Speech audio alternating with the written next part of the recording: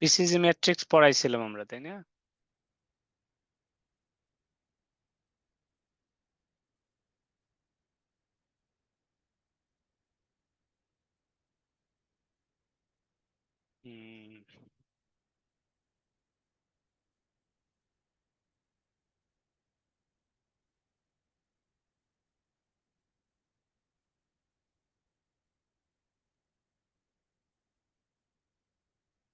Masud sir class নিয়েছেন?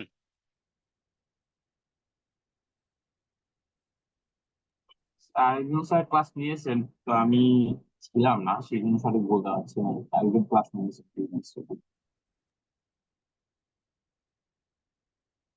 আচ্ছা, আমরা আজকে strategies for products and markets chapter number 8 দেখব। স্যার মাসুদ স্যার ক্লাস নিছে স্যার, কিন্তু স্যার স্যার অনেক আগে ক্লাস নিছে। আচ্ছা, উনি হচ্ছে এই যে রিস্কটা পড়াই দিছিল স্যার। Risk management. জি স্যার, রিস্ক ম্যানেজমেন্ট পড়াই দিছিল। আচ্ছা, তো আমরা অনেকগুলো মডেল নিয়ে আলাপ করেছিলাম গত লাস্ট কয়েকটা ক্লাসে। আপনারা কি প্র্যাকটিস করেছেন কিছু নাকি?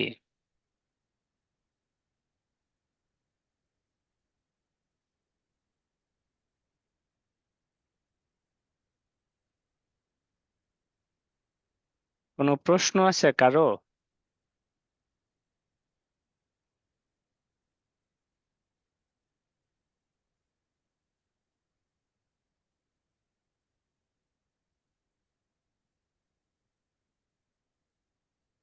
লাস্ট চ্যাপ্টারটা ছিল হচ্ছে স্ট্র্যাটেজিক অপশন।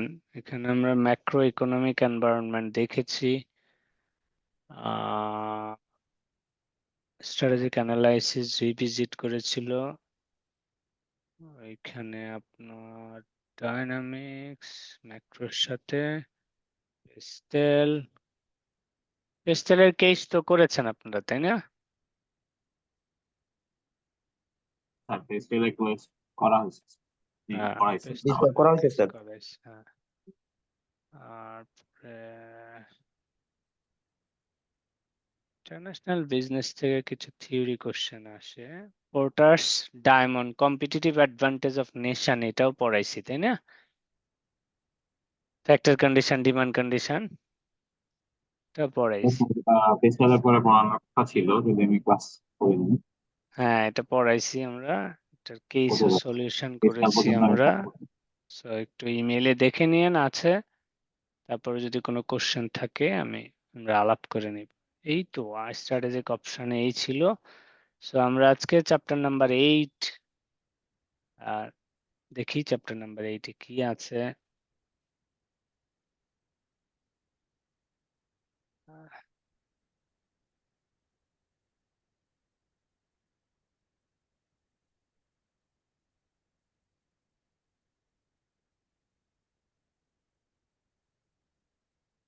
সিক্সে ছিল, সিক্সে রিসোর্স অডিট নিয়ে আমরা আলাপ করেছি। এখানে একটা মডেল বাকি আছে, supply chain management. Supply chain management বাকি আছে।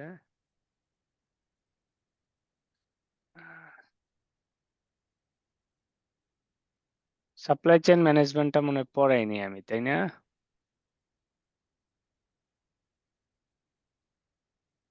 এটা আমার মনে পড়ে না, এটা নিয়ে আমরা আলাপ করেছি। সাপ্লাই চেইন ম্যানেজমেন্ট নিয়ে আলাপ করেছি মনে হয় না, না? প্রোডাক্ট সার্ভিস পোর্টফোলিও পড়াইছি আমার যতদূর মনে পড়ে। সাপ্লাই চেইন ম্যানেজমেন্ট নিয়ে ক্লাস নিয়েছিলাম কোনো? ভ্যালু চেইন মনে পড়ে কারো? ক্রিটিক্যাল সাকসেস ফ্যাক্টর পড়াইছি। না স্যার, সাপ্লাই চেইন ম্যানেজমেন্টটা মনে পড়ছে না। সাপ্লাই চেইন ম্যানেজমেন্ট পড়াই নেই আমার যতদূর মনে পড়ে। জি স্যার। এটাই বাকি আছে। রিসোর্স পড়াইছি, 9Ms মডেল, এটা আমার মনে পড়ে। 9M model পড়াইছেন sir. হ্যাঁ, এইখান থেকে শুধু সাপ্লাই চেইনটাই বাদ পড়েছে, supply chain and value chain model. এটা একটু ইম্পর্টেন্ট কনসেপ্ট, আমি এটা একটু আপনাদেরকে একটু হেডস আপ দিয়ে নিই, তারপরে পরের চ্যাপ্টারে যাই। মোটামুটি অনেক কন্টেন্টই কভার করেছি, আপনারা এগুলো যদি একটু প্র্যাকটিস করেন তাহলেই হবে। হ্যাঁ, ভ্যালু চেইন নিয়ে আপনাদের কারো কোনো ধারণা আছে? ভ্যালু চেইন আর ভ্যালু চেইনের সাথে সাপ্লাই চেইনের ডিফারেন্সটা কি জানেন?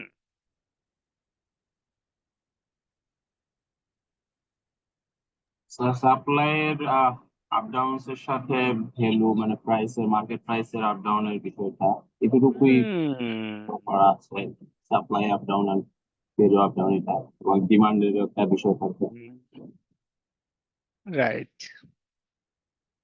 সাপ্লাই চেইন মানে হচ্ছে র material sourcing and FG distribution. হ্যাঁ,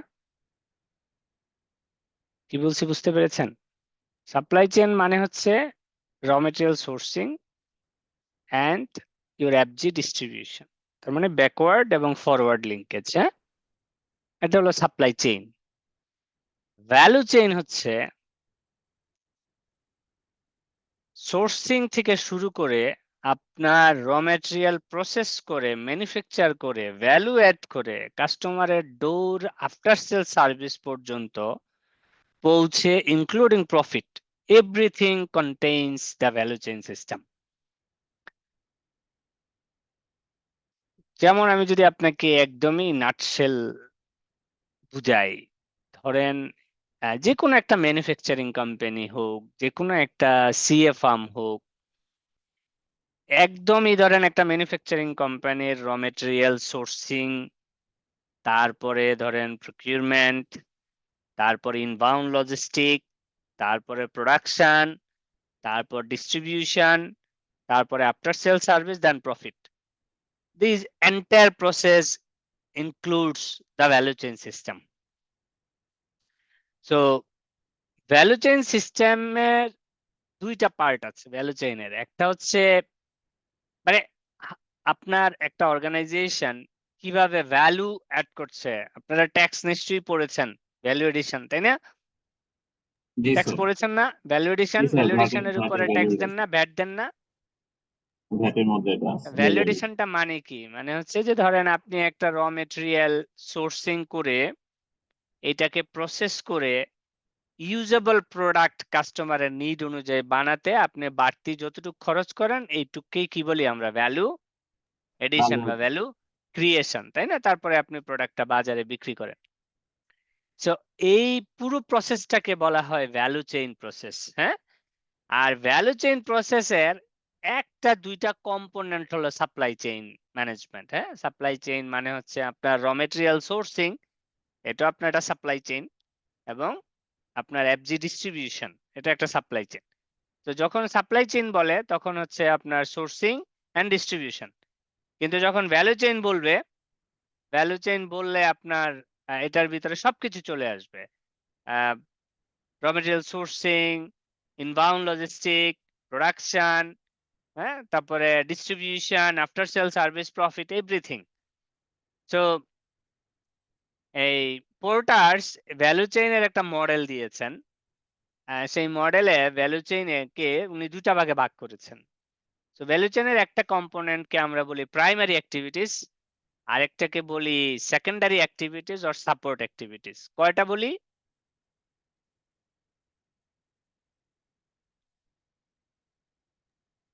ভ্যালু চেইনের কয়টা দুইটা পার্ট বলেন? দুইটা। দুইটা কি কি? দুইটা পার্ট, প্রাইমারি প্রাইমারি অ্যাক্টিভিটিস, আর secondary. Support secondary or support activities. So বইয়ের ভাষায় আপনাদের যদি ভ্যালু চেইনের ডেফিনেশন বলি, আমি একটু শেয়ার দিয়েছি, নিশ্চয়ই দেখতে পাচ্ছেন। Value chain, the sequence of business activities, the sequence of business activities by which value is added to the products or services produced by an entity.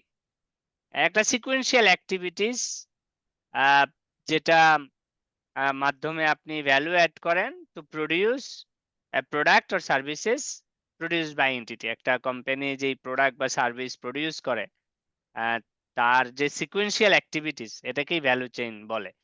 তো একদম সামারি ফরম্যাটে ভ্যালু চেইন মডেলটা এইভাবে বলে, এটাকে পোর্টার্সের ভ্যালু চেইন মডেলও বলে। So input from suppliers, value creating activities, এখানে আপনি ভ্যালু অ্যাড করেন, এবং আউটপুট টু দা কাস্টমার। শেয়ারটা তো দেখতে পাচ্ছেন না? দেখা জি স্যার। যাচ্ছে। তো এইটাকে আমরা ভ্যালু চেইন বলি, কিন্তু এটাকে যদি আমরা আরেকটু ভেঙে আরেকটু বড় পরিসরে বুঝতে চাই, তাহলে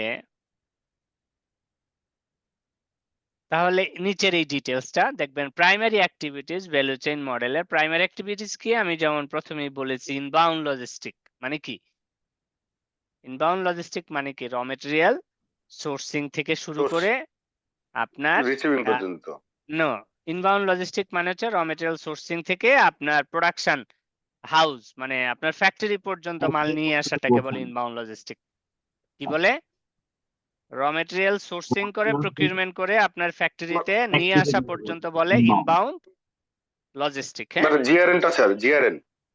হ্যাঁ, এই তো মানে ফ্যাক্টরিতে জিআরএন হয়ে আপনি ওয়্যার হাউসে মাল রাখছেন, এই পুরো প্রসেসটাকে বলে ইনবাউন্ড লজিস্টিক্স। হ্যাঁ, ঠিক আছে। তারপরে আমরা বলি অপারেশনস। অপারেশনস মানে হচ্ছে আপনার র মেটেরিয়ালকে প্রসেস করে আপনি কোনো একটা প্রোডাক্ট বানিয়েছেন, তাই না? ভ্যালু এডিশন যেটাকে আমরা বলি, এটাকে ফিনিশ আমরা গুডস। বলি অপারেশনস। হ্যাঁ, আপনি এখানে আপনার ধরেন র মেটেরিয়াল প্রসেস করে ডাব্লিউআইপি তে পড়ে থাকবে, এফজি তে থাকবে, হ্যাঁ, নরমাল লস হবে আপনার, মানে প্রোডাকশন প্রসেসটাকে আমরা বলে থাকি অপারেশনস। তারপরে আমরা বলি আউটবাউন্ড লজিস্টিক। আউটবাউন্ড লজিস্টিক হচ্ছে ফ্যাক্টরি থেকে আপনি কাস্টমার হাউস পর্যন্ত মানে আপনার ডিস্ট্রিবিউশন। যিনি কাস্টমার, ডিস্ট্রিবিউশন। তারপরে আমরা বলি মার্কেটিং এন্ড সেলস, এই প্রোডাক্টকে প্রমোট করা, প্রোডাক্ট বাজারে বিক্রি করা, কাস্টমারকে প্রমোশন দেয়া, কাস্টমারকে কমিউনিকেশন দেয়া, এগুলো হচ্ছে marketing and sales. And then after sale service, তাই না?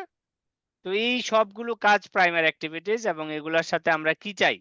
মার্জিন চাই, তাই না? প্রফিট চাই। রাইট। সো এই জন্য এই যেহেতু এগুলো একদমই directly involved in the production process, raw material sourcing, distributions to meet the need of end user customers, so এই জন্য এই পার্টটাকে বলা হয় প্রাইমারি অ্যাক্টিভিটিস। তো তাহলে সেকেন্ডারি অ্যাক্টিভিটিস, সাপোর্ট অ্যাক্টিভিটিস এ কি থাকে? যেমন ফার্ম ইনফ্রাস্ট্রাকচার, এটা কি জিনিস? ধরেন আপনার একটা অফিস লাগে, আপনার ফার্নিচার লাগে, আপনার একটা বিল্ডিং লাগে, তাই না? আপনার একটা আইটি সেটআপ লাগে, তাই না? এই ধরনের জিনিসগুলোকে বলে থাকে ফার্মের ইনফ্রাস্ট্রাকচার। অপারেশন চালাইতে গেলে পলিসিস লাগে, প্রসিডিয়ার্স লাগে, তাই না? এই ধরনের বিষয়গুলোকে আমরা বলে থাকি ফার্ম ইনফ্রাস্ট্রাকচার। তারপরে হিউম্যান রিসোর্স ম্যানেজমেন্ট থাকে, তাই না? ব্যাক অফিস সাপোর্ট যেগুলো, ফাইন্যান্স এন্ড অ্যাকাউন্টস থাকে, তাই না? তারপরে আপনার ধরেন আইটি ডিপার্টমেন্ট থাকে, টেকনোলজি ডেভেলপমেন্ট থাকে, তারপরে যে প্রকিউরমেন্ট ডিপার্টমেন্ট থাকে, ব্যাক অফিস থেকে যারা সাপোর্ট দেয়। এই ধরনের সাপোর্ট অ্যাক্টিভিটিস আছে না অফিসে, যেমন ধরেন ফাইন্যান্স, লিগ্যাল, প্রকিউরমেন্ট, তারপরে যেমন ধরেন আপনার ইন্টারনাল অডিট, তারপরে আপনার যেমন ধরেন রিকভারি, আর এরকম অনেক ধরনের ফাংশন থাকে না, স্যার, এগুলোকে বলা সাপ্লাই হয় চেইন আর প্রকিউরমেন্টের ভিতরে তার ডিফারেন্সটা কি হলো স্যার? মানে ধরেন প্রকিউরমেন্ট ডিপার্টমেন্ট নরমালি কি করে? প্রকিউর করে, তাই না? রাইট স্যার, মাল কেনে, মাল ম্যাটেরিয়াল কেনে। পারচেজ করে। তারা ব্যাক অফিস ম্যানেজমেন্টে কাজ করে, তাই না? জি স্যার। ব্যাক অফিস ম্যানেজমেন্টে কাজ করে, তারা কিন্তু ফ্রন্ট লাইন ম্যানেজমেন্টে কাজ করে না। এই কারণে প্রকিউরমেন্ট ডিপার্টমেন্টটাকে আপনার সাপোর্ট অ্যাক্টিভিটিস হিসাবে দেখানো হয়।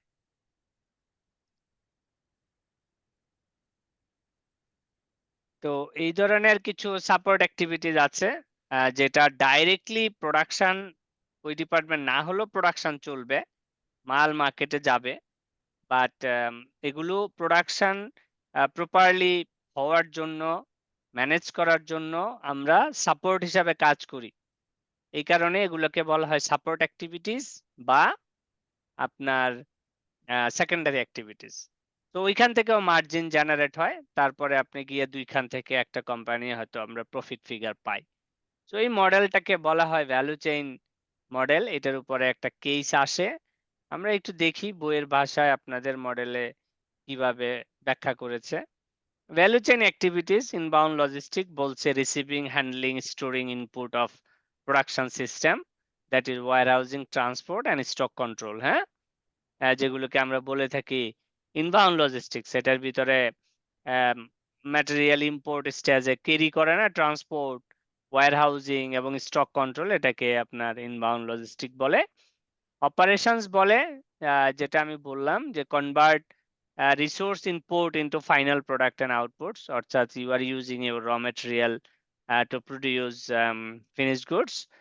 Resource input are not only materials, people are resource, especially service industry. যেমন আপনারা সিএ ফার্মে কাজ করেন, সিএ ফার্ম হচ্ছে একটা সার্ভিস ইন্ডাস্ট্রি। তো এখানে আপনাদের অ্যানুয়াল রিপোর্ট বা একটা অপিনিয়নই হচ্ছে আপনাদের finished goods. Outbound logistic, storing the product and its distribution to customers, packaging and warehousing, হ্যাঁ, FG. Marketing and sales, informing customers about the product, persuading them to buy it and enabling them to do so. Advertising, promotion, etc. etc. যেটা আমরা marketing and sales হিসেবে জানি। After sale service, definitely আপনি যখন একটা product বিক্রি করেন, so customer needs after sale service to fix if they came across any problem with your product. So to uh, give customer satisfaction at the highest level to maintain the brand position in the market. So আপনি হয়তো you are offering after sale service in some dedicated place. So customer যদি তার প্রোডাক্টের সাথে কোনো problem experience করে, they may come to you and you may fix the problem. So আমরা আবার প্রোডাক্টের সাথে কিছু ওয়ারেন্টি দেই, কিছু গ্যারান্টি দেই। তো এগুলি যেন প্রপারলি মেনটেন হয়, সেজন্য কোম্পানিগুলো আফটার সেল সার্ভিস মেনটেন করে। হ্যাঁ, আর সাপোর্ট অ্যাক্টিভিটিস গুলো তো আমি আপনাদের বললাম। এইটুক নিয়ে কারো কোনো প্রশ্ন আছে? এই যে যেমন procurement, acquire the resources inputs of the primary activities, purchase of material, sub components, equipment, এটা প্রকিউরমেন্টের কাজ। Technology, product designing, improving process, resource utilization, human resource, recruiting, training, development, rewarding people. So এই কেসগুলো কিভাবে আসে? তো এরকম আপনাদের ওই লিটারেচার ফরম্যাটে দেখবেন ইয়ে দেয়া থাকে, কিছু ইনফরমেশন দেয়া থাকবে। সেখান থেকে আপনাদের জব হচ্ছে খুঁজে খুঁজে বের করা কোনটা প্রাইমারি অ্যাক্টিভিটিস, কোনটা সাপোর্ট অ্যাক্টিভিটিস, এবং প্রত্যেকটা পয়েন্ট টাচ করে এটা লেখা।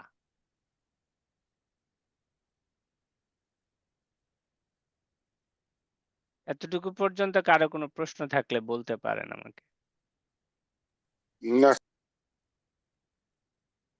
না স্যার, কন্টিনিউ করেন, আপনি আগাইতে পারেন স্যার। এতটুকু মোটামুটি আমরা আশা করি সবাই বুঝতে পারছি। আচ্ছা, আমি একটা কেস আপনাদের শুধু দেখাচ্ছি যে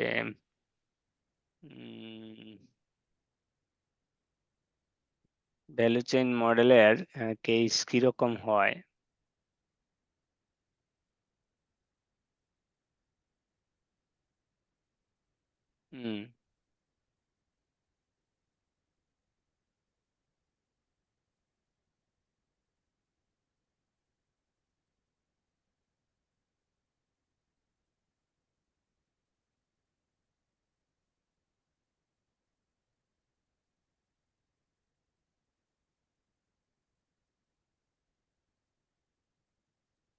দেখেন, এই যে একটা শেয়ার দিয়েছি আমি আপনাদের, আমি কোনো একটা ক্লাসে কেসটা মনে হয় আপনাদের পাঠিয়েছিলাম। যে কোনো একটা সালে এসেছে, দেখেন, analyse the strength and weaknesses of KKS using the value chain model, not required to draw the value chain diagram, এটা বলে দিছে। The owners propose to convert their website to facilitate e-commerce in order to increase turnover and profit. Advise the owner KKS what they will have to do immediately, and also continuing basis to create out e-commerce business. Evaluate the introduction of e-commerce could affect JGS value chain system. So এই ধরনের একটা component নিয়ে একটা case এসেছে। So কেসটা খুব বেশি বড় না, বাট এই ধরনের হিস্টোরিক্যাল কিছু ট্রেন্ড দেয়া থাকবে। সো আপনাদের জব হচ্ছে এই পুরো মডেলের যতগুলো কম্পোনেন্ট আছে সবগুলো কম্পোনেন্ট ধরেই আপনাদের এটা অ্যান্সার করতে হবে। হ্যাঁ, সো এটা চাইলে আপনারা ধরেন কেউ প্যারা প্যারা করেও লিখতে পারেন, বাট আপনার রাইট আপের ভিতরে যেন একদম ক্লিয়ারলি বোঝা যায় যে ভ্যালু চেইন মডেলের প্রাইমারি অ্যাক্টিভিটিস গুলি আপনি টাচ করেছেন, অ্যাজ ওয়েল অ্যাজ সেকেন্ডারি বা সাপোর্ট অ্যাক্টিভিটিস গুলো আপনি টাচ করেছেন। কেসে আমি সবসময় আপনাদেরকে যেটা বলে আসছি সেটা হচ্ছে যে প্রত্যেকটা কম্পোনেন্টই লিখতে হবে, কোনো কম্পোনেন্ট বাদ দেওয়া যাবে না। হ্যাঁ, তো আমি তাহলে আর এটা আজকে সলিউশনের দিকে যাচ্ছি না, হ্যাঁ, অন্য কন্টেন্টে আমি ফিরে যাচ্ছি।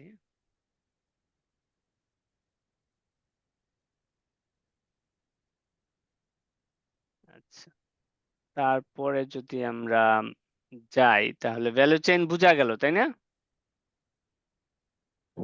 জি স্যার। তাহলে আমরা এবার পরের চ্যাপ্টারে যাই, যেখান থেকে আমরা ফিরে আসছিলাম। তার মানে আগের কোনো চ্যাপ্টারে কোনো কনসেপ্ট বাকি নেই সোফার। আজকে আমরা দেখব হচ্ছে product market strategy 261।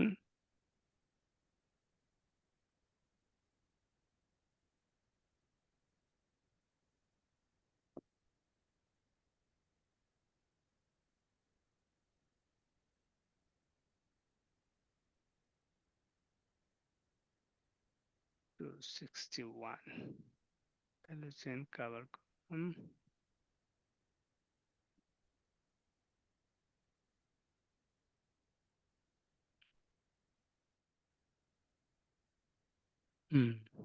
Macro 261।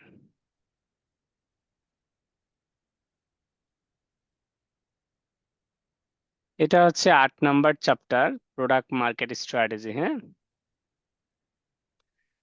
Strategies for product and market. Market বলতে কি বুঝেন আপনারা, কারো কোনো ধারণা আছে? প্রোডাক্ট মানে তো বুঝেন যে কাস্টমারের ইউটিলিটি যে সমস্ত মিট হয় কোনো একটা বিষয় দিয়ে, ওটাকে আমরা প্রোডাক্ট বলে থাকি। বাট মার্কেটটা কি আমি বলেছিলাম মনে হয় কোনো এক ক্লাসে, যে হোমোজেনিয়াস প্রোডাক্টের জন্য যখন আপনি কোনো একটা জায়গায় বায়ার এবং seller comes together to negotiate each other to achieve their objectives, ওটাকে আমরা মার্কেট বলে থাকি, তাই না?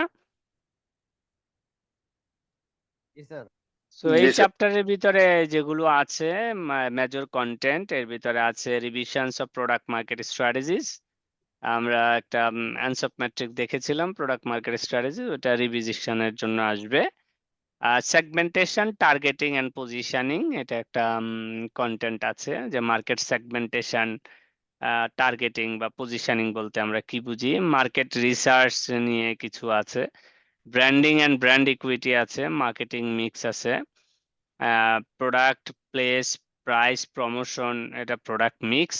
রিলেশনশিপ মার্কেটিং কি, মার্কেটিং এন্ড এথিক্স কি, এটা মোস্টলি থিওরিটিক্যাল চ্যাপ্টার। এখান থেকে লেস কোশ্চেন বেশি আসে। খুব ক্রিটিক্যাল প্রশ্ন হইলে হয়তো ধরেন এখান থেকে কেস আসতে পারে মার্কেটিং ম্যানেজমেন্টের উপরে। বাট একটা নিশ্চিত যে এখান থেকে কখনোই 20 মার্কসের ফুল কোশ্চেন আসার সুযোগ খুব কম। হ্যাঁ, কি বলছি বুঝতে পেরেছেন?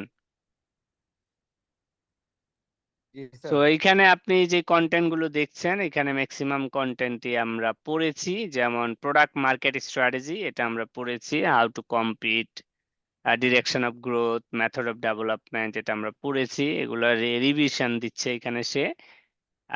তারপরে কস্ট লিডারশিপ, আমরা পোর্টার্সের কম্পিটিটিভ জেনারিক কম্পিটিটিভ অ্যাডভান্টেজ পড়েছি। কস্ট লিডারশিপ, ডিফারেন্সিয়েশন, ফোকাস, এটা আমরা পড়েছি। মার্কেটিং মিক্স আপনারা নিশ্চয়ই জানেন, প্রোডাক্ট মিক্সের সাথে প্রোডাক্ট, প্রাইস, প্লেস, প্রমোশন, এগুলা হচ্ছে প্রোডাক্ট মিক্স আমরা বলি, তাই না? কিন্তু যখনই সার্ভিস মার্কেটিং মিক্সের কথা আসে তখন অতিরিক্ত আরো কিছু জিনিস যোগ হয়। সেটা হলো পিপল, প্রসেস, আর এটা হলো ফিজিক্যাল এভিডেন্স, তাই না? সো প্রোডাক্ট মার্কেটিং মিক্স বললে শুধুমাত্র প্রোডাক্ট, প্রাইস, প্লেস, প্রমোশনের চারটাই, তাই না? কিন্তু যখন সার্ভিস মার্কেটিং মিক্স বলবে তখন আরো 3টা যোগ হবে। সেগুলো কি? People, physical evidence and process. এইটুকু তো বুঝতে পারেন নাকি? Yes sir. তো এটা আপনারা পড়ে আসছেন। এগুলো প্রোডাক্ট বলতে কি আমরা জানি, প্রাইসও কি আমরা জানি, প্রমোশন আপনি কাস্টমারকে how will you influence your customer to buy your company's product, that is something called promotion. Place, কোথায় প্রোডাক্টটা পাওয়া যাবে, where it is available, and services, এগুলো কোথায় পাওয়া যাবে to buy or to access. People, the personal customer meets, physical evidence, এগুলো basic জিনিস, এগুলো নিয়ে কেস আসে না, লেস কোশ্চেন আসে।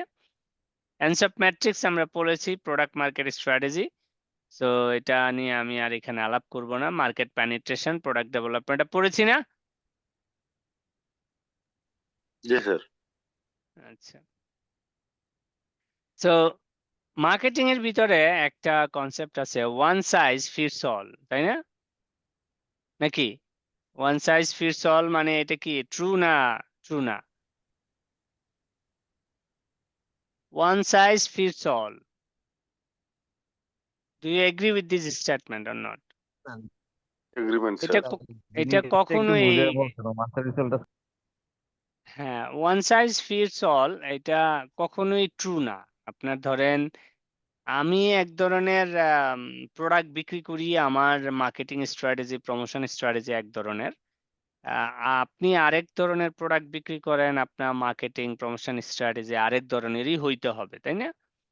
সো এই কারণে পয়েন্টটা শুরু হয় danger in assuming one size fits all, মানে আপনি কখনো মার্কেটিং বা প্রমোশনের জন্য বা মার্কেট সেগমেন্টেশনের জন্য সব কাস্টমারের ধরন তো একরকম না, সব কাস্টমারের নিডও একরকম না। So market to market, place to place আপনার প্রমোশন স্ট্র্যাটেজি ডিফারেন্ট হইতে হবে, তাই না?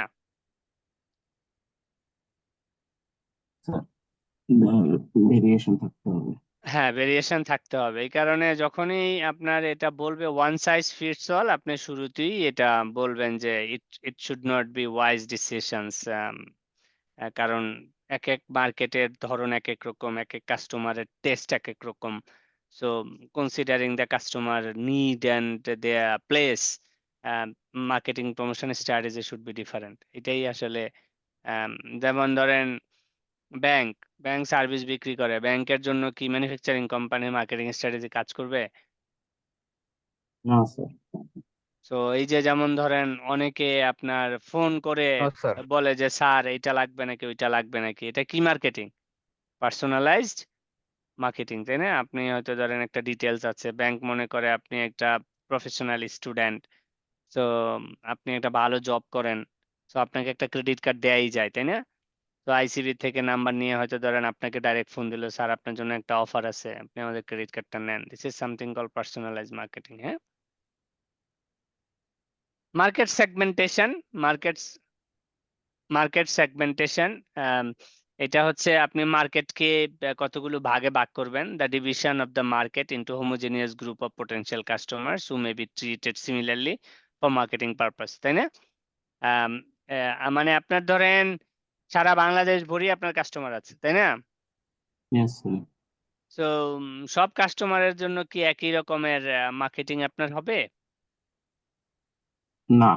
সো আপনি কাস্টমার গুলোকে ক্যাটাগরি করে ফেলবেন।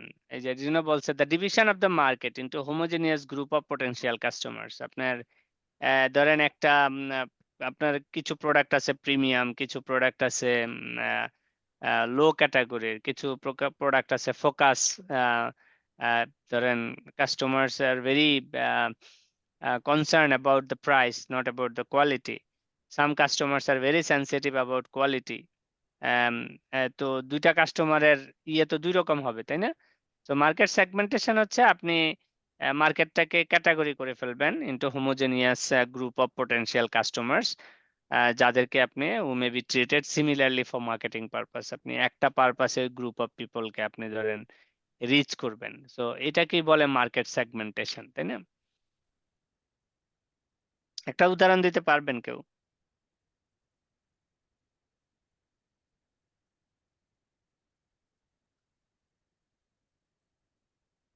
একটা এক্সাম্পল কেউ দিতে পারবেন?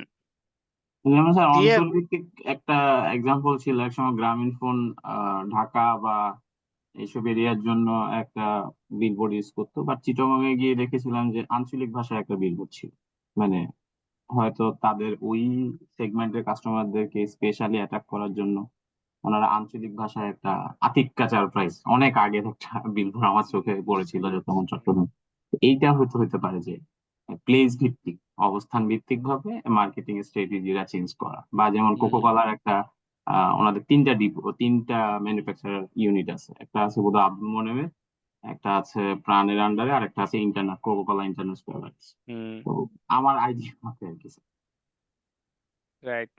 মোট কথা হচ্ছে যে আপনি আপনার মার্কেটটাকে মানে সেগ্রিগেট করবেন। কিভাবে সেগ্রিগেট করবেন, কোন ক্যাটাগরিতে সেগ্রিগেট করবেন, যে আপনি যেন ওই সিমিলার গ্রুপ অফ কাস্টমারকে সিমিলার মেসেজ কনভে করতে পারেন একবারে। হ্যাঁ, এটাই হলো মেইন পারপাস আর কি। হ্যাঁ, segmentation allows the organizations to vary its marketing mix to each segment it chooses to enter.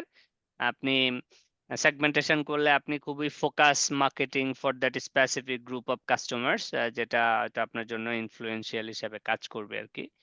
এটা আমি যেরকম বললাম, যেমন ধরেন আপনার ফোকাস স্ট্র্যাটেজি আছে, একটা হচ্ছে ডিফারেন্সিয়েশন ফোকাস, আর একটা হচ্ছে ধরেন niche focus.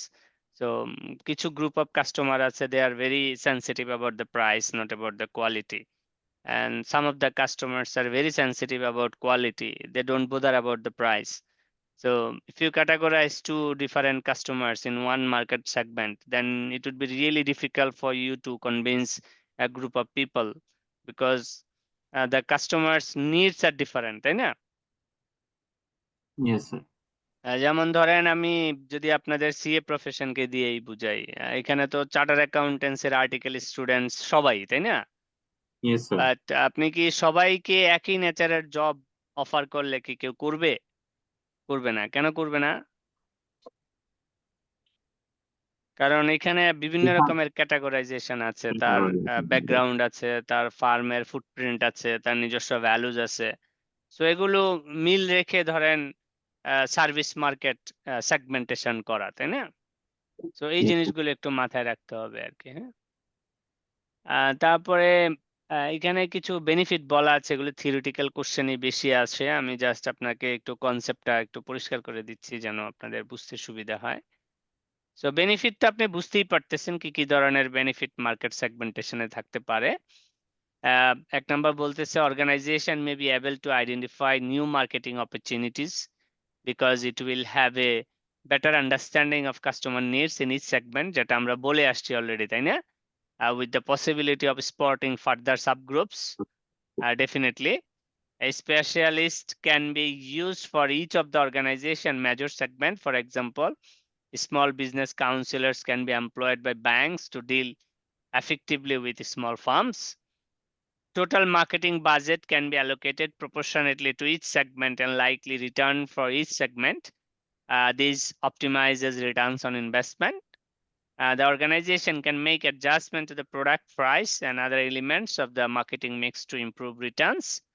The organization can try to dominate particular segments, gaining the competitive advantage from focus strategy. আমরা যেগুলো বলে আসছি, if you understood properly, then you can articulate your um, sentences accordingly. So understanding the concept is very important. তারপর আপনি নিজের মতো করে কিছু টিউন করে নিন। হ্যাঁ, বেসিস অফ মার্কেট সেগমেন্টেশন, এটা কি কি ধরনের বেসিস আপনি কনসিডার করতে পারেন, তারা কিছু আইডিয়া দিয়েছে। বেসিস যেমন types of customer, business, personal, own use, present, different need, taste of the customer, location of the customer যেটা বললেন আপনারা, স্প্যান্ডিং potential of customer, তারপরে circumstances of the customer, মানে আপনি আপনার সুবিধা মতো জিওগ্রাফিক্যাল লোকেশন, পার্সোনাল, কাস্টমারের নিড, তারপরে প্লেসেস, হ্যাঁ, যে কোনো ভাবেই আপনি আপনার সেগমেন্টেশন আপনি করতে পারেন। হ্যাঁ, এইটুক পরিষ্কার নাকি? Upper yes sir. Class, middle class, ছোট ক্লাস, এগুলো মিল রেখে আপনাদেরকে করতে হবে আর কি।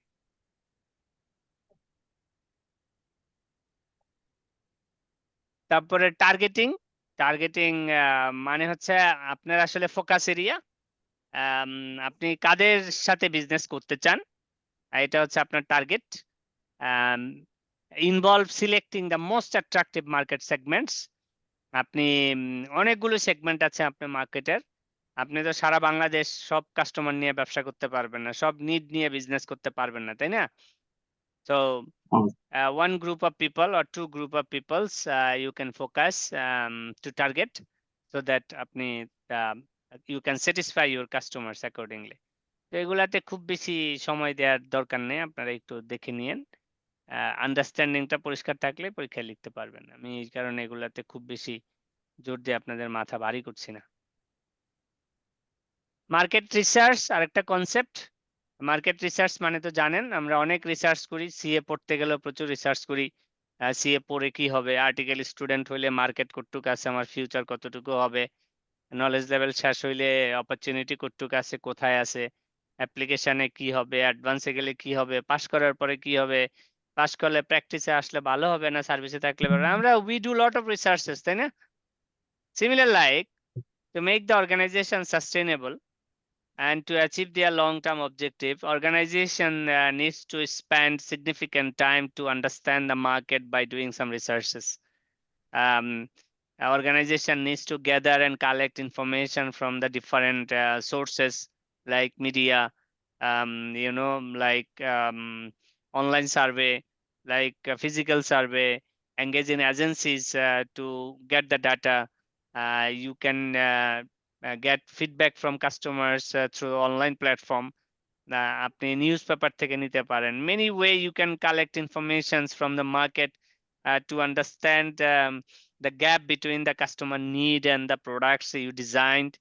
So এই ধরনের রিসার্চ কন্টিনিউয়াসলি চলতে থাকে। অর্গানাইজেশনের ডেভেলপমেন্ট, প্রোডাক্ট ডিজাইনিং এর ডেভেলপমেন্ট, কাস্টমারের টেস্ট কিভাবে চেঞ্জ হচ্ছে সে অনুযায়ী আপনি প্রোডাক্টের ভিতরে বিল্ট ইন করলেন। ফিউচারে কাস্টমারের নিড কোন দিকে যেতে পারে সেটা মাথায় রেখে আগেই তৈরি করা। একটা জিনিস মনে রাখবেন, কাস্টমারের নিড কিন্তু আসলে কোম্পানিগুলি তৈরি করে, কাস্টমার নিজে তৈরি করে না, কোম্পানি দেখায়, তারপরে মানুষ গিয়ে ওটা কিনে, তাই না? অফকোর্স এটাই তো স্যার মার্কেটিং। তো এই কারণে আপনার আসলে মানে যুগের সাথে, যেমন ধরেন আপনি যদি ফ্যাশন হাউস মানে বিশেষ করে ফিমেল সেগমেন্ট প্রোডাক্টের বিজনেস যদি আপনার, তাহলে লিটারালি আপনি পাগল হয়ে যাবেন। কারণ এই মডেল ধরেন প্রতি 3 মাস অন্তর অন্তরই দেখি চেঞ্জ, কোত্থেকে যে কি মডেল আসে আল্লাহ জানে। আপনার ধরেন কয়েকদিন পর পরই চেঞ্জ মডেল। তো আমাদের the ladies who are very fashionable and adapt with the latest innovation, latest fashion, তো তাকে কিন্তু আপনার ওই নিডটা দিতে হবে, তাই না? ওই ফ্লেভারটা আপনার হাউস থেকে, ফ্যাশন হাউস থেকে দিতে হবে, নাহলে কিন্তু সে আপনার কোম্পানির প্রোডাক্ট কিনবে না, তাই না? সেই কারণে বলে marketing research is the systematic gathering, recording, analyzing of information about problems relating to the marketing of the goods and services. So দুই ধরনের রিসার্চ আছে, মার্কেট রিসার্চ, ডেস্ক রিসার্চ, এগুলো কিছু কিছু বিষয় আছে, একটু দেখে নিন। Desk research is the gathering and analyzing existing or secondary data. This may use existing company reports, other information for both internal and external sources.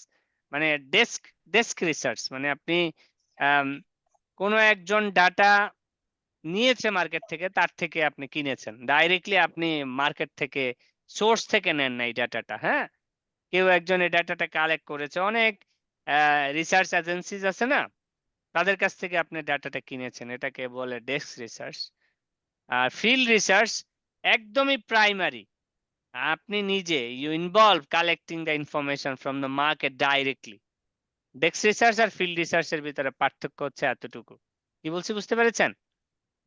একটা হচ্ছে এক্সটার্নাল থেকে নেওয়া আর একটা হচ্ছে নিজ থেকে ইন্টারনালি। একটা হচ্ছে সেকেন্ডারি সোর্স থেকে, আপনার কাছে সেকেন্ডারি ইনফরমেশন, এটা মানে কেউ একজন, আপনি you are not the primary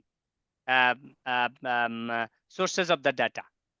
আপনি যখন প্রাইমারি সোর্স হবেন, এটা হবে আপনার ফিল্ড রিসার্চ, মানে আপনার লোক, আপনার জনবল, আপনি কাউকে এঙ্গেজ করে ফিল্ড থেকে ডাটা নিয়ে আসছেন, that is your field research. আর desk research someone has do some researches, but you have collected data from them. These are the basic difference.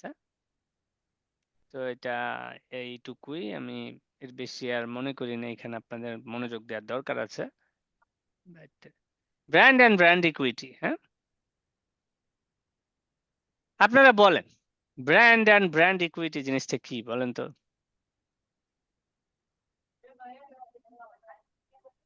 Brand তো হচ্ছে স্যার প্রোডাক্টের ব্র্যান্ডিং নেম, যেই নামে আমরা প্রোডাক্টটাকে চিনি, বা ওই কোরাম বা ওই আহ, কি যেন বলে, মার্কেটে ওই কোম্পানির যে প্রোডাক্ট গুলো আসে ওইটার নামে চিনি আমরা, এটাকে আমরা ব্র্যান্ড হিসেবে আখ্যায়িত করি। আর ব্র্যান্ড ইকুইটি বলতে তো স্যার মার্কেটে যে ব্র্যান্ডটার যে সুনাম আছে, বা ব্র্যান্ডটা কেউ একজন শোনা মাত্র তার ব্রেইনে যেই তথ্যগুলো সাথে সাথে চলে আসে, বা ওই ব্র্যান্ড সম্পর্কে মার্কেটের মানে যারা বায়ার এই ইনফরমেশন গুলো তার মাথায় ঘোরাফেরা করে, এরকম একটা বিষয় তো হতে পারে স্যার। আর আমি কেউ কিছু বলবেন? জি স্যার, যেটাতে এক্সট্রা কিছু ভ্যালু অ্যাড করে স্যার। এক্সট্রা কিছু ভ্যালুয়েট করে। আর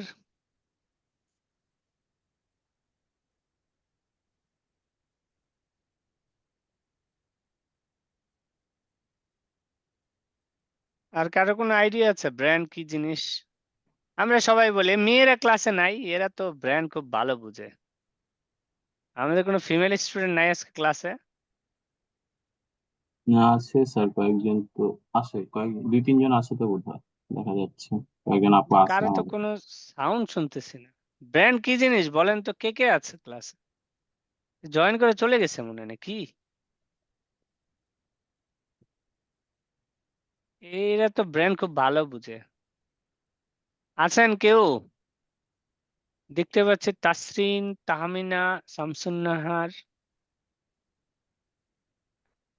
কেউ নাই ক্লাসে, সব জয়েন করে চলে গেছে। আচ্ছা, এনিওয়ে, বিথি, আফসানা, মিমি ক্লাসে আছেন? আচ্ছা, ব্র্যান্ড এনিথিং হতে পারে, বুঝছেন? কোনো একটা কালার ব্র্যান্ড হতে পারে, কোনো একটা নেম ব্র্যান্ড হতে পারে, কোনো একটা লোগো ব্র্যান্ড হতে পারে, তাই না? যে কোনো একটা সিম্বলও ব্র্যান্ড হতে পারে, যেটা দেখে, যেমন ধরেন আপনি নাইকি, কি দেখে মনে করেন এটা ব্র্যান্ড? একটা সাইন দেখে স্যার। একটা সাইন, টিক মার্কের মতো, তাই না? হ্যাঁ জি স্যার, একটা ঠিক দেখে লোগো। এডিডাস, একটা সাইন দেখে বলেন, তাই না? জি স্যার। পুমা, একটা সাইন দেখে বলেন, তাই না? আবার কিছু কিছু ব্র্যান্ড আছে বাই নেমে, যেমন ধরেন, বলেন তো, ইউনিলিভার একটা নেইমে ব্র্যান্ড, তাই না? জি স্যার। তারপরে আপনার ধরেন আর কি আছে বড় বড় ব্র্যান্ড বলেন তো? যেমন জিপি, নেইমে ব্র্যান্ড, তাই না? স্যার লোগো বসুন্ধরা দেখলেও আছে, চিনে এটা, লোগো, বসুন্ধরা ওদের লোগো দেখলেও চিনে এটা জিপি। ফ্রেশ আছে স্যার। হ্যাঁ, ওদের কালার কালার আছে একটা, তাই না? জি স্যার। তো ব্র্যান্ড জি যে কোনো কিছুতে হতে পারে, ব্র্যান্ড নেইমে হতে পারে, ব্র্যান্ড কালারে হতে পারে, লোগোতে হতে পারে, হ্যাঁ, যে কোনো কিছুতেই ব্র্যান্ড হতে পারে, হ্যাঁ। সো ব্র্যান্ড কিভাবে তৈরি হয়?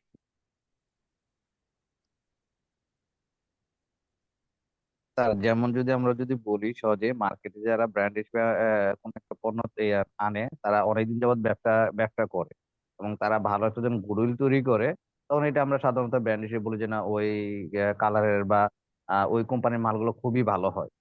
হ্যাঁ, ওই হ্যাঁ, ব্র্যান্ডের মালগুলো খুবই ভালো হয়। তার মানে হচ্ছে একটা ব্র্যান্ড যখন কাস্টমারের কোনো নিড ফুলফিল করে এবং কাস্টমার যখন স্যাটিসফাই হয়, Perfect থাকে, জি তখন স্যার। এটার ব্র্যান্ড ডেভেলপ করতে থাকে, তাই না? জি তো স্যার। এইটা যখন একজন দুইজন কাস্টমার করে করে পুরো গ্লোবালি, যখন আপনার বিভিন্ন কাস্টমারের নিড ফুলফিল করে এবং কাস্টমার যখন এই কোম্পানির প্রোডাক্টকে খুব ইজিলি অ্যাকসেপ্ট করে, তখন আস্তে আস্তে এই কোম্পানির উপরে মানুষের ট্রাস্টের জায়গাটা অনেক তৈরি হয়। তো তখন এখানে কি থাকে, অনেক অপরচুনিটি থাকে। তো এই অপরচুনিটির কারণে কি হয়, এইটার ব্র্যান্ডের ভ্যালু অনেক বেড়ে যায়, যে এই কোম্পানি যদি বিক্রি করতে যায় তখন আপনার ধরেন আম, অনেক টাকা দিয়ে অনেকে কিনতে চায়, কারণ এই ব্র্যান্ড নেম দিয়ে কাস্টমারকে ইনফ্লুয়েন্স করা খুবই ইজি, তাই না? জি স্যার। খুবই ইজি। এই কারণে দেখবেন ডিফারেন্ট নেম, ডিফারেন্ট কালার দিয়ে একই কোম্পানি দেখবেন অনেক সময় ডিফারেন্ট নেম দিয়ে প্রোডাক্ট মার্কেটে লঞ্চ করে, যেন অন্য আরেকটা প্রোডাক্টের ব্র্যান্ডকে কোনোভাবে যেন হ্যাম্পার না করে। হ্যাঁ, যেমন ধরেন আমি আপনাকে যদি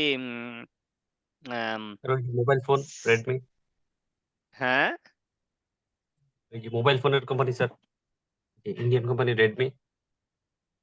রেডমি তো বাই নেম এ ব্র্যান্ড, যেমন অ্যাপল দেখবেন সিম্বলে ব্র্যান্ড, বাট ওদের তো সিরিজ আসে, বাট সবই অ্যাপল নামে আসে, তাই না? জি স্যার। বাট আমি যদি আপনাকে ধরেন সিগারেট কোম্পানির এক্সাম্পল দেই, যেমন ধরেন আম, আমি জেটিআই তে যেহেতু জব করেছি, জেটিআই এর ব্র্যান্ড প্রত্যেকটা সিগারেটের জন্য আলাদা আলাদা। যেমন ধরেন ক্যামেল একটা ব্র্যান্ড, উইনস্টন একটা ব্র্যান্ড, ম্যাভিয়াস একটা ব্র্যান্ড, এক একটার এক এক কালার, হ্যাঁ, এক একটার এক এক টেস্ট। সো যদি ক্যামেল ফেল করে, এটা উইনস্টনকে নিশ্চয়ই হ্যাম্পার করবে না, তাই না? কারণ Winston becomes a very leading brand globally. ওয়ার্ল্ডের 10টা ব্র্যান্ডের ভিতরে একটা ব্র্যান্ড উইনস্টন।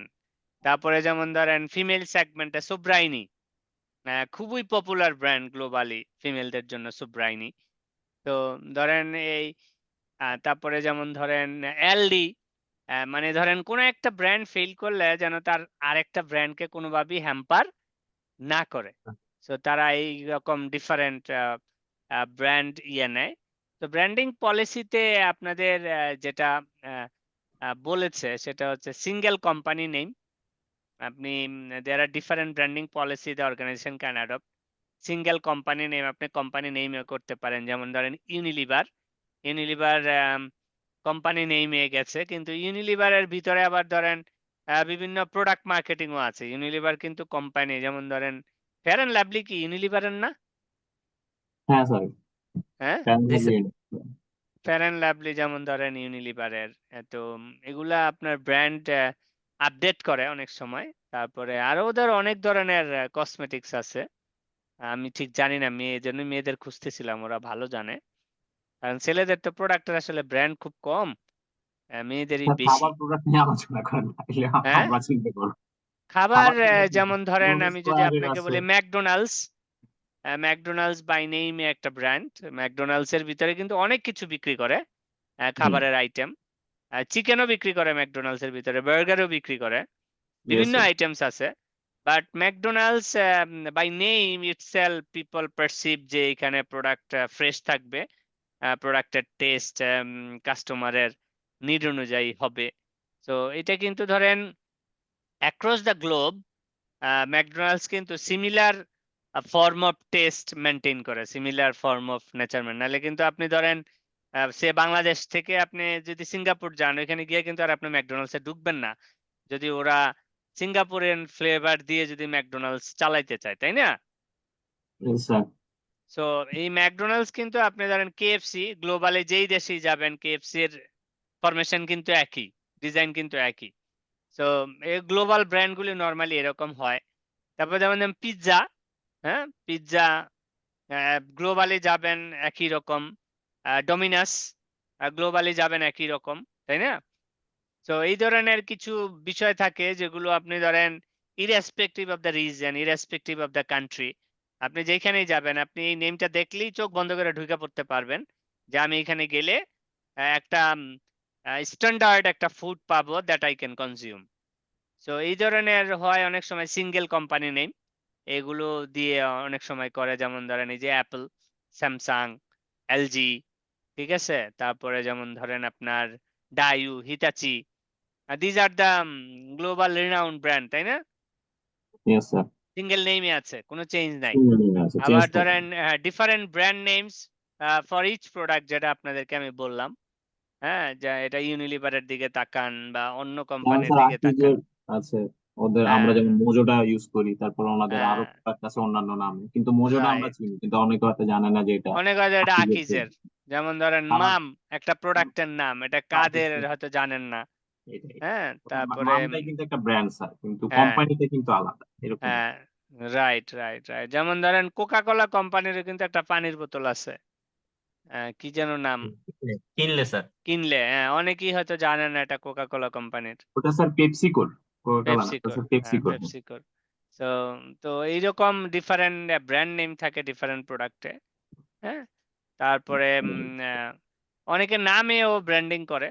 হ্যাঁ ওন ব্র্যান্ডিংও আছে, ঠিক আছে। ওন ব্র্যান্ডিং যেমন ধরেন গ্লোবালি অনেক চেইন শপ ইলন মাস্ক আছে, নিজে চেইন শপ। ইলন মাস্ক নিজে হচ্ছে একটা ব্র্যান্ড হয়ে ইলন গেছে, মাস্ক নিজেই একটা ব্র্যান্ড, কিন্তু ওনার বুঝছেন। কোম্পানির নাম স্পেস এক্স, সেটা হয়তো ওটা অনেকেই জানে না, অনেকেই জানে না, কিন্তু ইলন মাস্কের নাম স্পেস এক্স থেকেও বেশি জানে। ইয়েস স্যার, এটাই হ্যাঁ মানে আপনি যেটা তারপরে বললেন না, নেম ব্র্যান্ডিং। হ্যাঁ, সো এইরকম আর কি ব্র্যান্ডিং পলিসি। আপনি আপনারা যখন কর্পোরেট ওয়ার্ল্ডে আসবেন, আপনারা ম্যানেজমেন্টকে গাইড করবেন যে আমাদের ব্র্যান্ড নেম কি হবে। ব্র্যান্ড পজিশনিং, পজিশনিং কিছু থাকে brand in terms of expensive, inexpensive, cheap, এরকম ব্র্যান্ড থাকে। নিচের থেকে বলি ইকোনমি ব্র্যান্ড, একদমই cheap brand, low price low quality. Bargaining brands, good quality relative low price. Premium brand, Gulshan Banani এলাকার লোকজন যারা শপিং টপিং করেন, আর আমার মতো গরিব যারা আছেন মৌচাক, চাঁদনি চক এদিকে যারা যান, তারা হচ্ছেন আপনার বার্গেনিং ব্র্যান্ড আর ইকোনমি ব্র্যান্ডে আছেন। আম, আর কাউবয় ব্র্যান্ড একদমই এক্সপেন্সিভলি ইউনিক ব্র্যান্ড, এগুলোতে হাত দেওয়ার মতো ক্ষমতা আমার নাই। তো আমি যদি আপনাদেরকে একটা ব্র্যান্ড পজিশনিং, যদি একটা বেসিক এক্সাম্পল দিয়ে বুঝাই, বাংলাদেশে গাড়ি কোম্পানি হইলে আপনারা খুব ভালো বুঝবেন। বাংলাদেশে গাড়ি কোম্পানি ইকোনমি ব্র্যান্ড আছে, কিছু ইন্ডিয়ান গাড়ি, এটা ডিমান্ড খুবই কম। বাট বার্গেনিং ব্র্যান্ড বাংলাদেশে খুব ভালো, good quality relatively low price, that is Toyota, তাই না? টয়োটা, জি স্যার। টয়োটা সব না, আবার Toyota Axio, Toyota Corolla, Premio, Corolla, এগুলো এলিয়ন। প্রিমিও, এলিয়ন, প্রিমিও আর প্রিমিওটা একটু স্যার একটু ব্র্যান্ডিং একটু ভালো, প্রিমিয়াম প্রিমিয়াম বাইক ব্র্যান্ডে বলা যায়, যায়। বাট এলিয়ন পর্যন্ত we can say it bargain এরকম ব্র্যান্ডস। তৈরি বাইক। তারপরে আপনার প্রিমিয়াম ব্র্যান্ডের ভিতরে আমরা বলতে পারি প্রিমিয়াম, ক্যামরি, হ্যাঁ তারপরে আরো কিছু মডেল আছে, লেক্সাস, লেক্সাস। আর কাউবয় ব্র্যান্ড হচ্ছে ভেরি এক্সপেন্সিভ, ধরেন মার্সিডিজ, প্রাডো বিএমডব্লিউ। ট্রাডো। না, আমি টয়োটার মধ্যে আছি আর কি। আচ্ছা আচ্ছা আচ্ছা, তাহলে ল্যান্ড টয়োটার ক্রুজার, মধ্যে আছি আর কি, যে ধরেন আপনার ল্যান্ড ক্রুজার, তারপরে আপনার প্রাডো প্রাডো, আছে। তারপরে ওদের অনেক ধরনের এরকম গাড়ি আছে। আর আপনি যদি কোম্পানি টু কোম্পানি ডিফারেন্ট করেন, কাউবয় ব্র্যান্ডস ইজ পিওরলি ধরেন লেক্সাস, মার্কেটিক্স, টেসলা, দিজ আর দা ধরেন কাউবয় পাওয়ার ব্র্যান্ডস। ব্র্যান্ড। হ্যাঁ এতটুকু ক্লিয়ার? Yes sir. স্যার শব্দ নাই তো আপনাদের, ক্লিয়ার হয়েছিল কিনা বুঝলাম না। মানুষ তো কম আছে এই জন্য। যাক, আপনারা বুঝলি আমি হ্যাপি। তো এইগুলোই আপনার মোটামুটি ব্র্যান্ডিং, এগুলো থিওরিটিক্যাল প্রশ্নই দেখবেন বেশি আসবে। ব্র্যান্ড ইকুইটি, এই স্যার, এটা যেটা নিয়ে আমরা আলাপ করতেছিলাম, মনিটারি টার্মস। হ্যাঁ মনিটারি টার্মস, এখন যদি ধরেন টেসলা বলে যে আমি বিক্রি করব টেসলা, কি হবে বলেন? দুনিয়াতে হাহাকার লেগে যাবে স্যার, মারামারি লেগে যাবে, কে কিনবে এটা।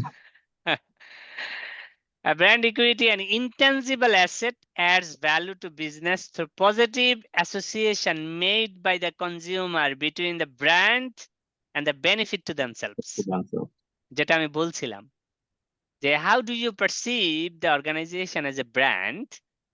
যেমন ধরেন অ্যাপল মোবাইল যখন নতুন ছাড়ে, বুঝছেন, কোন একটা মডেল, লিটারেলি পিপল মনে পাগল হয়ে যায়, বুঝছেন।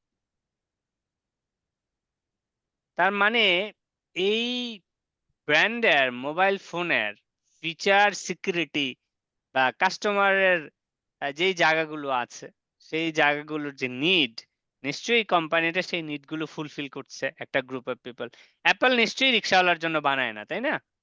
ওদের কিন্তু মার্কেট সেগমেন্টেশন আছে, টার্গেটিং আছে। That a একটা target লেভেল অফ segment. গ্রুপের জন্য বানায় এবং they don't bother about the price, they bother about the uniqueness, quality and security, তাই না? And Yes, sir. Apple maintain that level of confidence on the people who use Apple phone, and they are ready to buy it at any cost, whatever the price, that doesn't matter, they need Apple's phone, তাই না? So Yes, sir. গিয়ে দেখেন Samsung অন্যান্যরা এত দেশে business করে তারপরে অ্যাপেলের ধারে কাছেও নাই। তো they make the difference of their brand level ওই জায়গাতে তারা তৈরি করতে পেরেছে। এই যে ধরেন একটা intangible strength in the product, যেটা কাস্টমারের নিড, বেনিফিট এবং ওই ব্র্যান্ডের ভিতরে একটা রিলেশনশিপ তৈরি করেছে, তাই না? একটা পজিটিভ ইমপ্রেশন তৈরি করেছে। এটার জন্য কিন্তু কাস্টমার ধরেন অনেক হাই প্রাইস দিয়েও এই ব্র্যান্ডটা কিনতে চায়, তাই না? এই প্রোডাক্টটা কিনতে চায়। Yes, sir. এই যে হাই প্রাইস দিয়ে কাস্টমারের কেনার যে টেন্ডেন্সি, এইটার কিউমুলেটিভ ইম্প্যাক্টটাই ব্র্যান্ড ইকুইটি, আর কিছু না। এই পারসেপশনটা, এই যে ইনটেনজিবল পারসেপশন, এইটাই ব্র্যান্ড ইকুইটি, আর কিছু না। যে আপনি যেহেতু এই কোম্পানির প্রোডাক্ট বিক্রি করলে মানুষ মানে হই হট্ট লাগায় দেয়, সেই কারণে এই brand perceived by the consumer very well, এবং তারা ধরেন একটা প্রোডাক্ট ম্যানুফ্যাকচার করতে লাগে 10 টাকা, ইভেন তারা 400 টাকায়ও বিক্রি করতে পারে এটা। সো এই কারণে ধরেন যেহেতু কাস্টমারের ট্রাস্টের জায়গা অনেক বেশি, এবং এই বিজনেস কোনো প্রোডাক্ট লঞ্চ করলে তার মার্কেট পাওয়াটাও অনেক ইজি, সেই কারণে এটার ইকুইটি বেস ইনটেনজিবল যেই ভ্যালু, এই ভ্যালুর ফিগারটা অনেক বড় থাকে। কি বলছি বুঝতে পেরেছেন? জি স্যার, বুঝতে Yes, পেরেছি sir. Sir. So financial one way to measure brand equity is to determine the price premium that a brand commands over a generic product.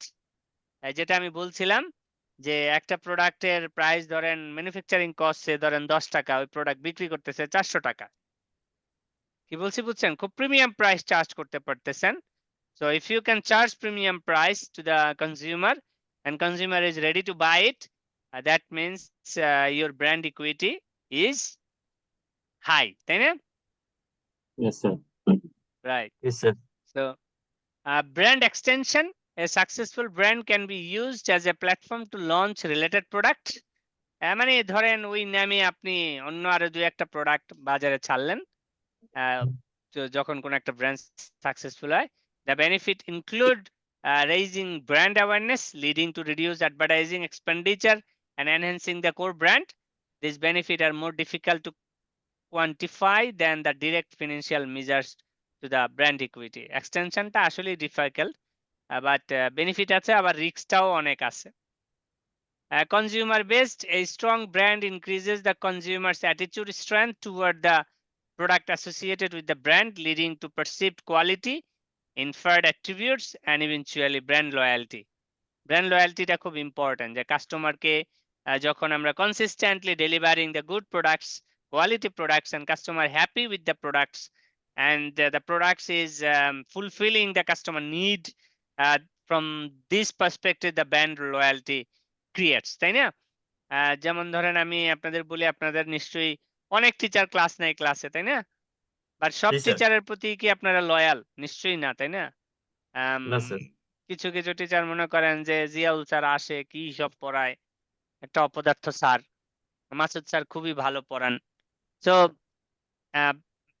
how I deliver lecture, if এইটা you কেমনে হয়, sir? if you are not in a position to perceive well or understood my deliverables well, so তখন আপনাদের কাছে মনে হবে কি যে আমি হয়তো I am wasting your time. So brand loyalty এভাবেই তৈরি হয় যে ধরেন আপনারা স্টুডেন্টস, আমরা টিচার, আমরা কিভাবে কমিউনিকেট করি, কিভাবে নলেজ ট্রান্সফার করি, কিভাবে এক্সপ্লেইন করি, if you don't understand those points, and there is no point of spending time in the class and wasting your time. So based on this relationship আপনারা হয়তো perceive করেন যে এই স্যার ভালো, এই স্যার খারাপ, আপনার ফ্রেন্ডের সাথে বলেন যে এই স্যার তো খুব ভালো ক্লাস নেয়, ওই স্যার ভালো ক্লাস নেয় না। আমরাও ধরেন ক্লাসে বলি এই ব্যাচের স্টুডেন্ট অনেক ভালো, রেসপন্সিভ, ওই ব্যাচের স্টুডেন্ট আসলে তেমনটা রেসপন্সিভ না। সো ব্র্যান্ড লয়্যালটি আসে যখন both the parties interact with each other and understand each other easily, and they can exchange their views, and either party take actions to resolve those matters. এই রিলেশনশিপটা যখনই থাকে তখনই brand loyalty তৈরি হয়, তাই না? কারণ আমি ধরেন প্রোডাক্ট দিয়ে গেলাম, আপনার রিকোয়ারমেন্ট ফুলফিল হচ্ছে না, তো আপনার কি লয়্যালটি থাকবে? বলবে এরা প্রোডাক্টে কনসিস্টেন্ট না, তাই না? Yes, sir. So the benefit of strong brand equity includes a more predictable income stream. মনে রাখতে হবে ব্র্যান্ড ইকুইটি যার বেশি ওই কোম্পানির ইনকাম স্ট্রিম খুবই প্রেডিক্টেবল। কাস্টমার নিশ্চয়ই স্ট্রাগল করবে না প্রোডাক্ট কিনতে, এবং আপনিও স্ট্রাগল করবে না প্রোডাক্ট বিক্রি করতে। সো যার ব্র্যান্ড ইকুইটি অনেক স্ট্রং থাকে তার প্রেডিক্টেবল ইনকাম স্ট্রিম থাকে একটা। আপনার your cash flow will be really good in the market, a cash flow. At the end of the day, if you sell product and if you cannot realize the money, there is no point of selling the product in the market, right? Yes, sir. তো আপনাদের একটা বড় দায়িত্ব হচ্ছে কোম্পানির cash flow ঠিক রাখা। তো ধরেন আপনি বাজারে প্রোডাক্ট দিলেন ক্রেডিটে, but you are not in a position to realizing the money from the market. So that means you are basically pushing your product, but the consumer doesn't want your product and they don't believe the quality and the design you offer for them is not fulfilling their need, right? Yes, sir. So having an asset that can be sold or leased, the asset you possess in the organization, আপনি ওটা বিক্রি করতে পারবেন এবং এটা বাজারে demand আছে। If these things meet, then basically your brand equity will be little bit high. Reduce marketing cost because of high brand awareness and loyalty. যদি আপনার মার্কেটিং কস্ট কমে তাহলে আপনার brand loyalty is really good. And what else? যদি কোম্পানির bargaining পাওয়ার থাকে মোর, bargaining পাওয়ার মানে তো বুঝেন জি স্যার। জি কি স্যার। বলেন তো, কোম্পানির বার্গেনিং পাওয়ার কি বলেন তো? কোম্পানি বার্গেনিং পাওয়ার বলতে স্যার মার্কেটে ওদের প্রোডাক্টটা যখন ছাড়বে, তারপর কাস্টমার ওই প্রোডাক্টটা নেওয়ার জন্য যে পরিমাণ মানে যে প্রাইস সেটটা সেট করবে, সেই প্রাইস সেটটার সাথে কাস্টমার এগ্রি করে কিনা, বা কোম্পানি যদি মনে করে যে আমি প্রাইসটা আর একটু বাড়াবো, মার্কেটে আমি প্রাইসটা আর একটু বাড়াবো অন্যান্য থেকে, এই যে তার একটা ব্র্যান্ড, মানে তার ব্র্যান্ডের কারণে যে তার যে একটা কাস্টমার ওটা ওই প্রাইসেই কিনতে ওইটা রাজি। নিতে আগ্রহী, এইটা রাইট হচ্ছে তার right power, brand bargaining right, power. Bargaining power. Fantastic fantastic. So এই জি স্যার। কয়েকটা জিনিস যদি আপনি, হ্যাঁ বলেন, না স্যার এটাই স্যার। এই কয়েকটা জিনিস যদি একটু মাথায় রাখেন তাহলেই মোটামুটি বুঝতে পারবেন। আমার কাছে মনে হয় আপনারা কনসেপ্টটা বুঝেছেন, তাই না? ইনশাআল্লাহ স্যার। ফ্যান্টাস্টিক। মার্কেটিং মিক্স আমি যেটা বললাম, যদি প্রোডাক্ট মার্কেটিং হয় 4 Ps: product, price, place, promotion. আর যদি সার্ভিস মার্কেটিং মিক্স হয় তিনটার সাথে আরো অ্যাড হবে পিপল, প্রসেস, ফিজিক্যাল এভিডেন্স। এগুলো আপনারা পড়ে আসছেন। I don't waste your time by explaining very petty issues. So you just go with this and just have look your convenience to write in the exam hall. So this is something I think we mostly covered the most critical part. Global products, diversity and adaptation, economies of scale. This bullshit we studied well. Nothing to explain here more. Okay. Promotion mix. Promotion mix এর ভিতরে advertising, sales promotion, public relation, চারটা আছে। আর একটা হলো personal selling. হ্যাঁ, advertising আপনারা জানেন। Promotion mix বলছি, এগুলো থিওরিটিক্যাল কোশ্চেন আসে। জাস্ট সেলস প্রমোশন, আপনি বিভিন্নভাবে আপনি রিবেট দেন, বিভিন্ন রকমের ডিসকাউন্টিং অফার দেন, ট্রেডিং ডিসকাউন্টিং অফার দেন, this is sales promotion. the public relations, media coverage দেন, রেডিও দেন, টিভিতে দেন, বিলবোর্ড দেন, this is something called public relations. Personal selling, যেটা আমি আপনাদের আগে বললাম। প্রমোশন মিক্সের দুইটা মোস্ট ইম্পর্টেন্ট সাবজেক্ট ম্যাটার আছে, একটাকে বলি আমরা পুল, একটাকে বলি আমরা push. Pool means you are using your public media to communicate the range of products to the customers, and after giving the public communication, customer comes to your store and request for the products. এটা হচ্ছে পুল effect. এটাকে কি বলি? Pull effect. কাস্টমারকে আপনি আগে, কনজিউমারকে আপনি আগে কমিউনিকেট করবেন by the brand name, by the quality, by the price. হ্যাঁ, আচ্ছা আমাকে একটু একটা মিনিট সময় দেন, আমার এক জাপানিজ ফ্রেন্ড কল করেছে। Let me take the call. Please, sir. Please, sir.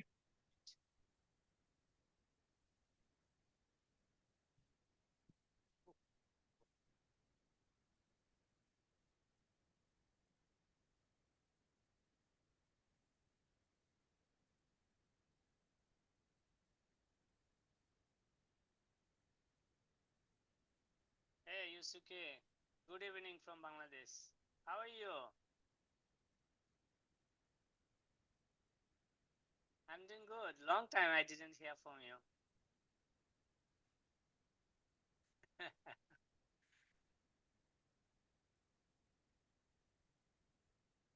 You are very busy with your business, right?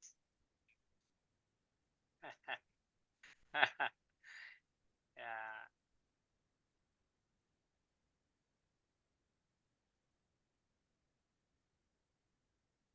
Okay.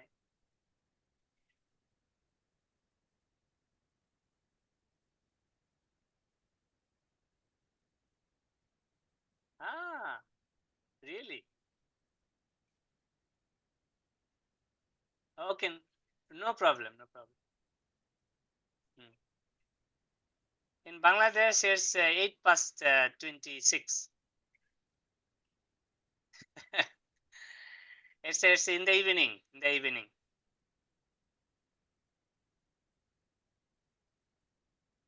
Ah, okay.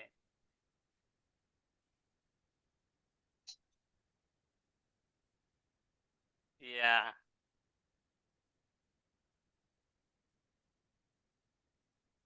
Okay. Okay.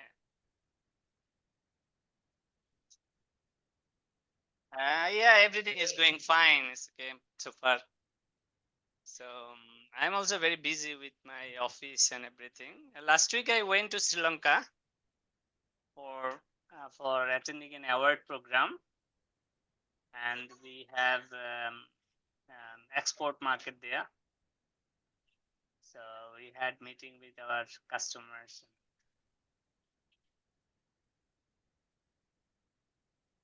Yeah, I have planned, but maybe not this year. Next year, yeah, hopefully, because next month I'm going to Bangkok for my medical checkup. So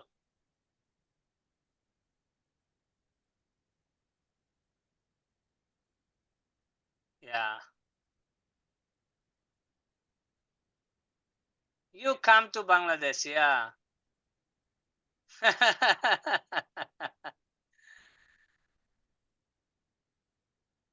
Mm,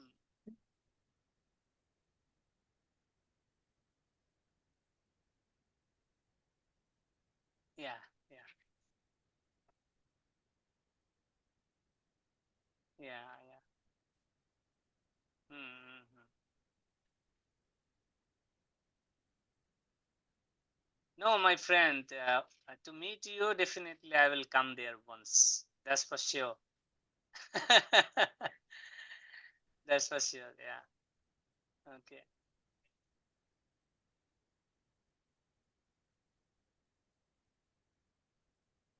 Yeah, yeah, it's okay, no problem. Okay. Mm-hmm. Okay. No problem. No problem.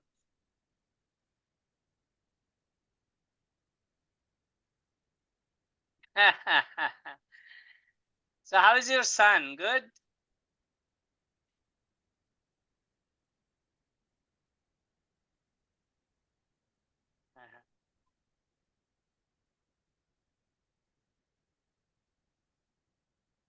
Mm-hmm. Okay. Okay. Okay.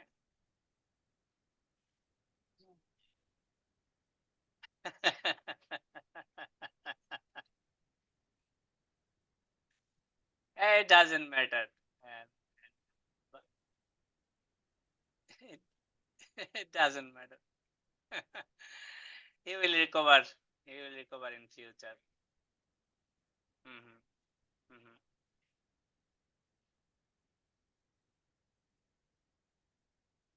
Yeah. Yeah. Okay. Yeah, she's doing fantastic. I'm not basically bothered about their performance in the exam. What I wish to being a good human being, but maybe when they will grown up, they will realize their problem and they will sort out their problem. But I'm trying to transfer the values and yeah, she's doing really fantastic now. Um, yeah, she's doing fantastic now. So keep her in your prayer. Yeah.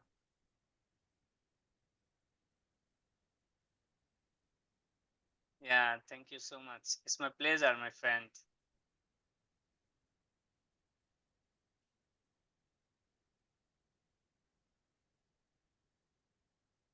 Huh.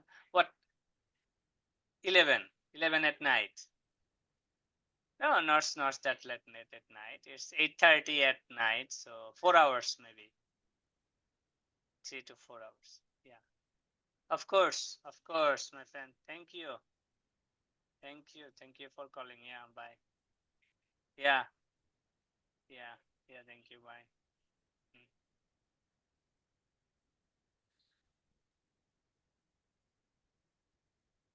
Sorry, হ্যাঁ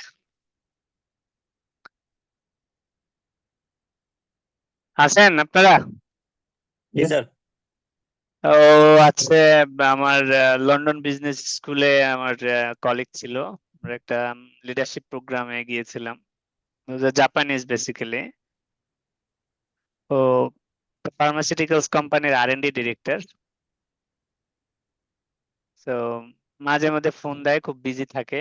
তো একটু কথা বলে নিলাম আর কি, অনেকদিন কথা নাই।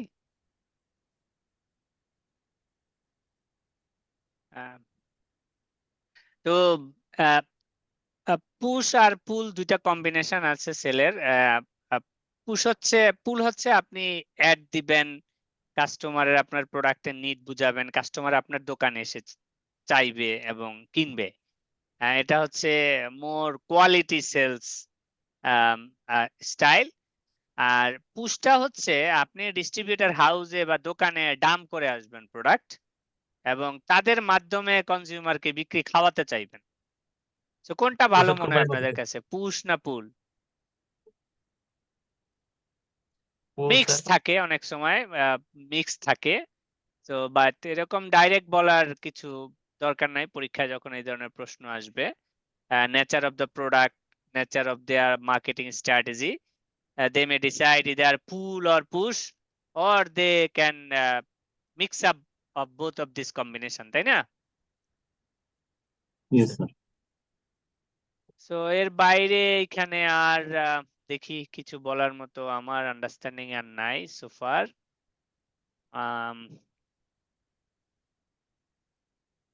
প্রাইস ইলাস্টিসিটি অফ ডিমান্ড এবং প্রাইস ইলাস্টিসিটি অফ সাপ্লাই, এখানে একটা এটার ভিতরে আইনা এবার ঢুকাইছে এটা, তাই না? আচ্ছা, এটা যদি আমি আপনাদেরকে বলি, এখানে ইকোনমিক্সের একটা contents, price elasticity of demand. কাস্টমারের ডিমান্ড পরিবর্তনের সাথে আপনার প্রাইসে কি চেঞ্জেস আসে, এটাকে বলে প্রাইস ইলাস্টিসিটি অফ ডিমান্ড। আর প্রাইস ইলাস্টিসিটি অফ সাপ্লাইও একটা আছে। তো এটা নিয়ে মাঝে মধ্যে ছোটখাটো একটা অঙ্ক দিতে পারে আপনার। Changes in quantity demands as a percentage of original demand, মানে চেঞ্জেসটা বের করবেন আগের ডিমান্ডের সাথে নতুন ডিমান্ডের পার্থক্য। আগে যদি ডিমান্ড হয় 10,000, এখন যদি ডিমান্ড হয় 15,000, তাহলে চেঞ্জেস কত? 5,000, তাই না? তাহলে এটা পজিটিভ। আগে ধরেন প্রাইস ছিল 10 টাকা, এখন প্রাইস 12 টাকা, তাহলে পজিটিভ চেঞ্জ 2 টাকা। তাহলে price elasticity of demand positive 1% এর উপরে। আর যদি এটা নেগেটিভ হয় তাহলে এটা নেগেটিভ। এরকম এই ফর্মুলায় জাস্ট অঙ্কটা ফেলে দিবেন। স্যার এই আরেকটা ম্যাথটা কি আমরা যে স্যার এই ম্যাথটা কি আমরা যে বিজনেস ফাইন্যান্সে যে এরকম করছি ওরকমই হ্যাঁ না? হ্যাঁ, একই ম্যাথ, একই ম্যাথ, একই ম্যাথ, একই জি ম্যাথ, জি জি ইজি। স্যার, বুঝতে পারছি স্যার। আর একটা হচ্ছে কিছু ডেফিনেশন গিভেন গুডস আপনারা পড়েছেন মনে হয়। Consume for more price increases effectively revising the law of demand. Given goods are generally inferior goods without any clear substitute. হ্যাঁ, এই ডেফিনেশন গুলো একটু দেখে নিন। বেভলেন গুডস, ডিফেন গুডস আসে না পরীক্ষা, এগুলো নলেজ লেভেলেই বেশি আসতো, এখানে আসার চান্স কম। প্রাইস ডিসক্রিমিনেশন এরা আসে না। মার্কেট পেনিট্রেশন, মার্কেট স্ক্যামিং তো আপনারা পড়েছেন। এই market getting high unit profits very early on the product's life. Market skimming, হ্যাঁ, মার্কেট স্কিমিং জিনিসটা হচ্ছে যে আপনি প্রোডাক্ট লাইফ সাইকেলের শুরুর দিকে খুব হাই প্রফিট করতে চাচ্ছেন, খুবই হাই প্রফিট করতে চাচ্ছেন, হ্যাঁ, এটাকে আমরা বলে থাকি market skimming.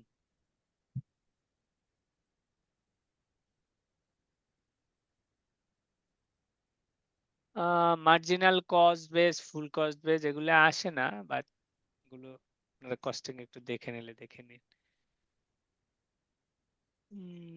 Going rate approach bases customer, special pricing decisions, এগুলো তেমন কিছু না। রিলেশনশিপ মার্কেটিং নিয়ে আলাপ করেছি। Transaction marketing, relationship marketing. Transaction marketing, a management approach that focuses on the product and develop marketing mixes for product according to the needs customer satisfying when they buy it. Transaction marketing যখন কিনে তখন by করে। Relationship marketing তো আপনাদের বলছি, management process to seek, attract, maintain, enhance customer relationship by focusing on the whole satisfaction experienced by the customer when dealing with the firm. Relationship marketing and customer transaction marketing দুইটার product segment দুই রকম, so এটা মিলবে না স্বাভাবিকভাবে। Relationship marketing normally আপনার ধরেন customer individual person unit base যদি হয়, তারপরে আপনার ডায়ালগ প্রসেসের মাধ্যমে হইতে পারে আপনার, এবং খুবই মানে স্পেসিফিক নেচার অফ বিজনেস যদি হয়, একদমই মানে খুবই স্মল গ্রুপ অফ পিপলকে নিয়ে যদি আপনি কাজ করেন তখন রিলেশনশিপ মার্কেটিং কাজ করে, নাহলে ইউজুয়ালি ট্রানজাকশন মার্কেটিং এ সবচেয়ে বেশি চলে। এখানে একটা ডিফারেন্স বুঝাইছে, focus on single sales, focus on customer retention, orientation on product feature, orientation on product benefits relationship marketing এ। তারপরে short term scale, long term scale, হ্যাঁ, যেমন ধরেন ব্যাংক ম্যাক্সিমাম রিলেশনশিপ মার্কেটিং করে, ঠিক আছে। তো এই গ্যাপগুলো একটু দেখে নিন। আবার ধরেন ম্যানুফ্যাকচারিং কোম্পানি ট্রানজাকশন মার্কেটিং করে, কারণ তার পক্ষে রিলেশনশিপ মার্কেটিং করা খুব ডিফিকাল্ট।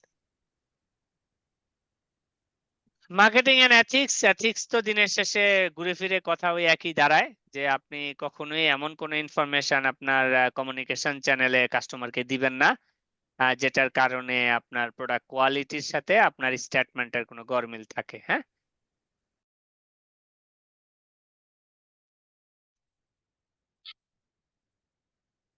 আমাদের মনে হয় ক্লাসটা শেষ করে ফেলার উচিত। ওই 38 জনের বেশি আসবে না স্যার, টাইম তো অনেকখানি হয়ে গেল। ঠিক আছে, আমি একটু পরের চ্যাপ্টারটা শেষ করে দিচ্ছি। নেক্সট ক্লাসে একটা পরীক্ষা নিব, যদি আপনাদের রিভিউ ক্লাস দরকার হয় তাহলে নিব, না হয় শেষ করে দেব। আমাদের এটাই মনে হয় শেষ চ্যাপ্টার মনে হয়, না? 10 থেকে তো মাসুদ চান নিচ্ছেন না? স্যার রিস্ক ম্যানেজমেন্ট শুরু করেছিলেন। হ্যাঁ, 10 নম্বর চ্যাপ্টার থেকে। তো আমি 9 পর্যন্তই পড়ানোর কথা। So, আমি মোটামুটি ক্লোজের দিকে চলে আসছি। একদিন হয়তো একটা রিভিউ ক্লাস নিব আর একদিন একটা পরীক্ষা নিব, তারপর শেষ করে দেব। স্যার ওই ক্লাসটাকে আচ্ছা, আমরা কোশ্চেন অ্যানালাইসিসের জন্য রাখতে পারি? হ্যাঁ স্যার ওই ক্লাসটাকে আমরা কোশ্চেন অ্যানালাইসিসের জন্য রাখতে পারি? হ্যাঁ হ্যাঁ অবশ্যই ও কোশ্চেন অ্যানালাইসিস, যেদিন প্রশ্ন থাকলে আমরা প্রশ্ন আলাপ করতে পারবো। এটা সাবজেক্টের শুরু থেকে 1 নাম্বার চ্যাপ্টার থেকে 9 নাম্বার পর্যন্ত আমরা আলাপ করব। আপনাদের কিছু স্পেসিফিক প্রশ্ন থাকলে সেগুলো আমরা অ্যান্সার করব, সমস্যা নেই। তো আমরা 9 নাম্বার চ্যাপ্টারটা, এটা হচ্ছে organization structure, strategy and structure. Strategy চ্যাপ্টারের ভিতরে আছে হচ্ছে মিন্সবার্গের অর্গানাইজেশনাল ফর্মস আছে একটা, স্ট্র্যাটেজি স্ট্রাকচার আছে। স্ট্রাকচার হচ্ছে অর্গানাইজেশনের governing structure. Types of business structure আছে, span of control, flexible structure, divisionalised organisation, governance. এটা একদমই ভেরি বেসিক থিওরিটিক্যাল চ্যাপ্টার। এখান থেকে আমি খুব কমই দেখছি কেস আসে, বাট কিছু থিওরিটিক্যাল প্রশ্ন আসে। আমি ওগুলো আপনাদের একটু আইডিয়া দিয়ে ক্লাস শেষ করে দিই। অর্গানাইজেশনাল স্ট্রাকচার মানে হচ্ছে যে অর্গানাইজেশনের আসলে পাওয়ার কিভাবে কাজ করে, অর্গানাইজেশনাল ডিরেকশন কিভাবে কাজ করে, how the organization forms to execute its operations, যদি বলি আর কি, hierarchy of the organisation.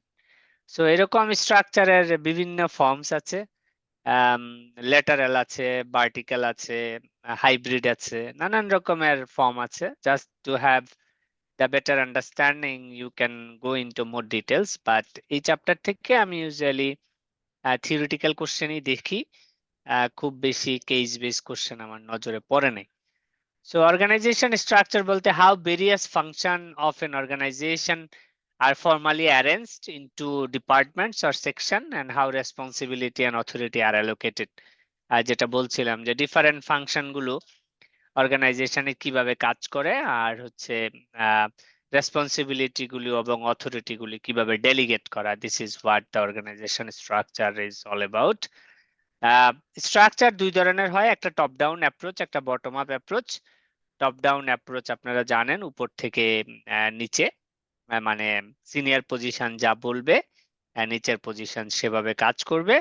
R bottom up অ্যাপ্রোচটা মোর লাইক পার্টিসিপেটিভ অ্যাপ্রোচ, যেখানে জুনিয়ররা সিনিয়রদেরকে গাইড করেন অর্গানাইজেশন কিভাবে চালানো উচিত। So bottom up approach, senior junior দুইজনের মিলে একটা পার্টিসিপেটিভ অ্যাপ্রোচ থাকে। সো এটা মোর প্র্যাকটিক্যাল এবং অ্যাকশনেবল অ্যাপ্রোচ। সো আমি খুব দ্রুতই শেষ করে দিচ্ছি যেহেতু ক্লাসে স্টুডেন্ট নাই। অর্গানাইজেশন স্ট্রাকচারের উপরে একটা ফর্ম আছে, এটাকে মিন্সবার্গ একটা মডেল দিয়েছেন। মিন্সবার্গ অর্গানাইজেশন স্ট্রাকচার বা কনফিগারেশন যেটাই বলি না কেন, আর ভিতরে হচ্ছে একটা স্ট্র্যাটেজিক অ্যাপেক্স, উপরে যদি দেখেন স্ট্র্যাটেজিক অ্যাপেক্স, তারপরে হচ্ছে আপনার এই যে স্ট্র্যাটেজিক অ্যাপেক্স, তারপরে techno structure, support staff, middle line and operating core. Strategic apex আমি যদি বলি, board of directors, senior management, middle line, department heads, operating core, যারা those who are directly working in the operations, productions লাইনে যারা কাজ করে। Support staff, যেটা হচ্ছে আমাদের ব্যাক অফিস সাপোর্ট, আমরা যেটাকে বলি সাপোর্ট ফাংশন। আর techno structure is a group of people who basically works for the standardization, creating benchmark, policy procedure নিয়ে যারা কাজ করে। সো মিন্সবার্গের মডেল অনুযায়ী টোটাল অর্গানাইজেশনের পুরো গ্রুপটাকে এই 5টা ভাগে ভাগ করে ফেলতে বলা হয়েছে। একটা হচ্ছে strategic apex, top management, middle line management, operating core এবং অপারেশনাল পিপল। আর এক পাশে থাকবে হচ্ছে সাপোর্ট স্টাফ, আর এক পাশে থাকবে হচ্ছে সাপোর্ট স্টাফ মানে হচ্ছে সাপোর্ট ফাংশন আর কি। আর টেকনো স্ট্রাকচার হচ্ছে যারা স্ট্যান্ডার্ডাইজেশন, বেঞ্চমার্কিং, প্রসেস, পলিসি নিয়ে কাজ করে, এই গ্রুপটাকে বলে আর কি। হ্যাঁ, তো সবচেয়ে উপরে থাকে অর্গানাইজেশনের আইডিওলজি, ভ্যালুজ এন্ড বিলিফস। এটুক বুঝেছেন? জি স্যার। আচ্ছা, তারপরে আপনার এই এই কম্পোনেন্টটাই নিচে ব্যাখ্যা করেছে line by line. Strategic apex কি জিনিস, টেকনো স্ট্রাকচার কি জিনিস। আমি নাটশেল আপনাদের বলে দিচ্ছি কোন ডিপার্টমেন্টের কি কাজ করে এগুলোই। সো এইটাই ইম্পর্টেন্ট মডেল, আর বাকিগুলো এই ফাংশনে আপনাদের খুব বেশি ইয়ে না করলে হবে। যেমন simple structure, machine bureaucracy, professional bureaucracy, divisionalise, adhocracy, কি বিল্ডিং ব্লকস, এটা মিন্সবার্গের 6 বিল্ডিং ব্লকসও বলে। Strategic apex, techno structure, operating core, middle line এবং অপারেটিং কোর, এই তিনটা। সো কোন ধরনের অর্গানাইজেশনে কি ধরনের স্ট্রাকচার কাজ করে এটার উপরে দেয়া আর কি মডেলটা। সো এটা আপনারা একটা কনসেপ্ট পাবেন। এর বাইরে যেগুলো আছে এগুলো দেখবেন খুবই বেসিক ল্যাটারাল। এই যে এন্টারপ্রেনিয়ার বেস স্ট্রাকচার যেটা হয়, মালিক তার সাথে এমপ্লয়ি থাকে, এর বাইরে আর কিছু থাকে না। প্রাইভেট অর্গানাইজেশন যেটা, তারপরে আপনার ফাংশনাল স্ট্রাকচার এরকম ম্যানেজিং ডিরেক্টর, তারপরে production, marketing, financial director, engineering director, personal director এরকম থাকে। হ্যাঁ, তারপরে আপনার জিওগ্রাফিক লোকেশন ওয়াইজ যদি স্ট্রাকচার হয়, এরকম হয়, জিওগ্রাফি ওয়াইজ ভাগ করে দেয়া হয়। এগুলাই বলা আর কি। প্রোডাক্ট ডিভিশনালাইজ মানে অর্গানাইজেশনের নেচার অনুযায়ী আপনি অর্গানাইজেশন গুলিকে শুধু একটু ভাগ করবেন, আর ভিতরে লেখাজোকা এগুলো আপনাদের খুব বেশি দরকার নাই। লোকেশন ওয়াইজ দেখেন, ইউরোপ, আমেরিকা, এশিয়া, বিভিন্ন দেশ ওয়াইজ আপনি যখন ভাগ করে নেবেন তার আন্ডারে বিভিন্ন ডিপার্টমেন্ট থাকবে। ম্যাট্রিক্স অর্গানাইজেশনস থাকে, যেখানে ভার্টিক্যাল হরিজন্টাল দুই লাইনে রিপোর্টিং থাকে। যেমন ইউকে ডাইরেক্টর আছে, প্রোডাকশন ডিপার্টমেন্ট আছে, এখানে যে আছে এখানেও রিপোর্ট করে, এখানেও রিপোর্ট করে। প্রোডাকশন ডিপার্টমেন্ট নেদারল্যান্ডকেও রিপোর্ট করে, প্রোডাকশন ডিপার্টমেন্ট সুইডেনকেও রিপোর্ট করবে, সেলস ডিপার্টমেন্ট এখানেও রিপোর্ট করে। সো এরকম আর কি।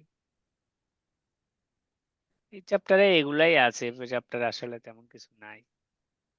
আমি আপনাদের যেটা বলছিলাম 1 নাম্বার থেকে আপনাদের 9 নাম্বার চ্যাপ্টার পর্যন্ত এই ম্যাক্সিমাম কোশ্চেন গুলো এখান থেকেই আসে, বাকিগুলো থেকে হয়তো 20-30% পাইতে পারেন আর কি।